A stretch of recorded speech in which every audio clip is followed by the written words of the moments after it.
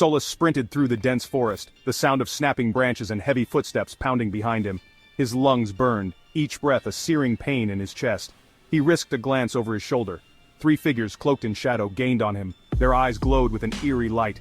He pushed harder, his legs screaming in protest. The trees blurred into a green haze. His pursuers were relentless, their presence a suffocating weight on his back. Just when he thought he could run no further, he saw it, a steep cliff face. Desperation surged through him. He had no choice. He gathered his remaining strength and leaped, his body a projectile hurtling towards the chasm below. The wind roared in his ears as he plummeted down. He slammed into the icy water, the impact knocking the air from his lungs. He surfaced, gasping for breath, his limbs heavy with exhaustion. He had escaped for now, but he knew this was only the beginning. His pursuers were still out there and he had a feeling they wouldn't give up so easily.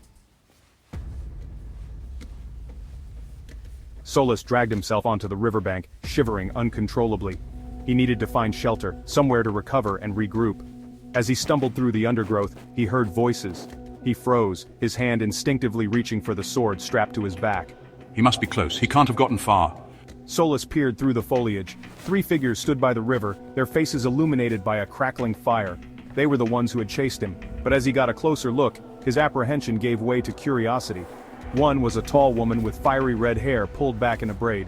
She wore leather armor that spoke of countless battles. Beside her stood a wiry man with a mischievous glint in his eyes. He tossed a dagger in the air, catching it deftly. The last figure was a hulking brute of a man, his face scarred and weathered. Solas stepped out from his hiding place, his sword held loosely at his side. "Who are you?" he asked, his voice raspy. The woman turned, her eyes narrowing. "We're the ones who saved your life," she said, her voice laced with amusement. The fire crackled merrily, casting dancing shadows on the faces of the group gathered around it. Solas sat with his rescuers, a steaming mug of broth warming his hands.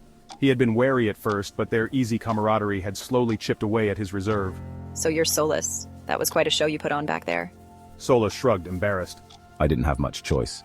Those were shadow walkers, nasty pieces of work. You're lucky they didn't catch you. "Why were they after me?" Solas asked, his brow furrowed. "That's what we're trying to figure out," Felicia said, her eyes flickering to the hulking figure who had been silent until now. "Max here tracked them to this area, but we didn't expect to find you running for your life." Max grunted, his face unreadable. He reached for a piece of jerky, tearing into it with his teeth. Solas watched him, trying to decipher the giant of a man. The next few days were a blur of activity. Solas learned that Felicia, Jack, and Max were part of a group tasked with protecting the realm from threats both magical and mundane. They had been tracking the Shadow Walkers, who were rumored to be searching for an ancient artifact of immense power. "We believe they were trying to test you," Felicia explained one afternoon as Solas practiced his swordsmanship under Jack's watchful eye. "But why?" Solas asked, parrying a blow from Jack.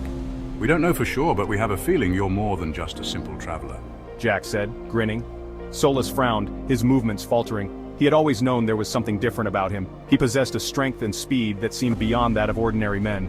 But he had always pushed those thoughts aside, afraid of what they might mean. Later that day, while sparring with Max, Solas felt a surge of power course through him. He moved with a speed and agility he had never possessed before, his strikes landing with devastating force. Max, caught off guard, stumbled back, his eyes wide with surprise. Solas stared at his hands, his breath coming in ragged gasps. What was happening to him?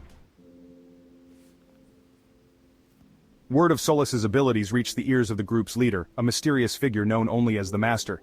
He resided in a secluded mountaintop monastery accessible only by a treacherous mountain path. "We need to take Solas to meet the Master. He might be able to shed some light on Solas's true potential." It's a tough journey, but it's worth it. Let's get going. The journey was arduous, but Solas barely noticed. He was too preoccupied with the changes he felt within himself. His senses were sharper, his reflexes quicker. He could sense the energy flowing through all living things, a faint hum that resonated deep within him. "I can feel everything. It's like the world is alive in a way I've never sensed before." When they finally reached the monastery, Solas was awestruck. It was a place of serene beauty, nestled amidst towering peaks and shrouded in mist. As they approached the main hall, a figure emerged from the swirling fog. He was tall and imposing, with piercing blue eyes that seemed to see right through Solas. He wore simple robes, yet there was an aura of power around him that was impossible to ignore. "So you are Solas. I have been expecting you." The master led Solas to a clearing behind the monastery. It was a tranquil spot, surrounded by trees and filled with the sound of birdsong. But Solas felt a sense of anticipation, a tingling awareness that this was no ordinary place. Show me what you can do, the master instructed, his gaze unwavering. Solas hesitated for a moment, unsure of where to begin. He closed his eyes, focusing on the energy he could feel thrumming beneath the surface of his skin. He drew on it, channeling it through his body. When he opened his eyes, he felt different, stronger, faster, more alive. He moved with a fluidity he had never experienced before, his body a blur of motion as he executed a series of punches and kicks. The air around him crackled with energy. The master watched in silence, his expression unreadable. When Solas finished, he simply nodded. You have potential, he said. But potential is nothing without discipline and control. He gestured to a wooden post, its surface worn smooth with age. Strike it, he commanded.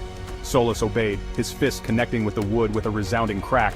But instead of the satisfying thud he expected, he felt a jolt of pain shoot up his arm. Control your power, Solas, the master said, his voice stern, or it will consume you. Under the master's tutelage, Solas began to understand the true nature of his abilities. He learned that he was a descendant of an ancient lineage, one that possessed a rare connection to the primal forces of the world. But their power came at a price. It was a double-edged sword, capable of both great good and terrible destruction. The master shared with Solas the history of his lineage, tales of both heroism and tragedy. He learned of ancestors who had used their powers to protect the innocent, and of others who had succumbed to the darkness that lurked within their gifts. The weight of his legacy settled heavily on Solas's shoulders. He trained relentlessly, pushing himself to his limits and beyond. He learned to control his speed and strength, to harness the energy that flowed through him. He honed his senses, becoming acutely aware of the world around him. He could feel the heartbeat of a bird in flight, the rustle of a leaf falling to the ground. But even as he grew stronger, a part of him remained fearful. He had glimpsed the destructive potential that lay dormant within him, and he knew that if he lost control, he could become a danger to himself and those around him. One evening, as the sun dipped below the horizon, casting long shadows across the monastery courtyard, the master called Solas to him. His expression was grave, his eyes filled with a somber light. The Shadow Walkers are growing bolder, he said, his voice low. They have found what they were seeking. Solas felt a chill run down his spine. He knew what this meant. The artifact they sought was no mere trinket. It was a source of immense power, one that had been lost for centuries. In the wrong hands, it could unleash untold chaos upon the world. What is it? Solas asked, his voice barely a whisper. An ancient curse, the master replied. One that has plagued our world since time immemorial. It is said to be able to corrupt even the purest of hearts, to turn brother against brother, and plunge the land into eternal darkness. Solas listened, his heart pounding in his chest. He had known that his training was not merely for his own benefit.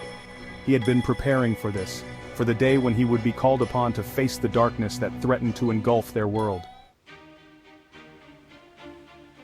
The atmosphere in the monastery was thick with tension as Solas, Felicia, Jack, Max, and the master gathered in the main hall.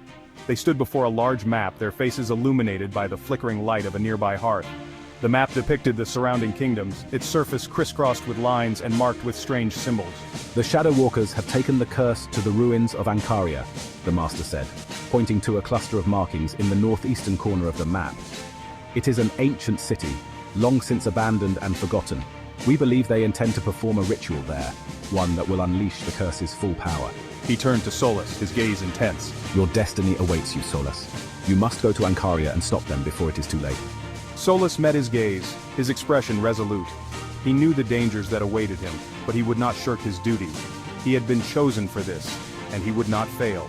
I'm ready, Solas said, his voice firm. Felicia, Jack, and Max stepped forward, their expressions a mixture of determination and concern. They had become like family to Solas, and he knew they would face whatever lay ahead together. Then let us prepare, the master said, a flicker of hope igniting in his eyes. The fate of our world hangs in the balance.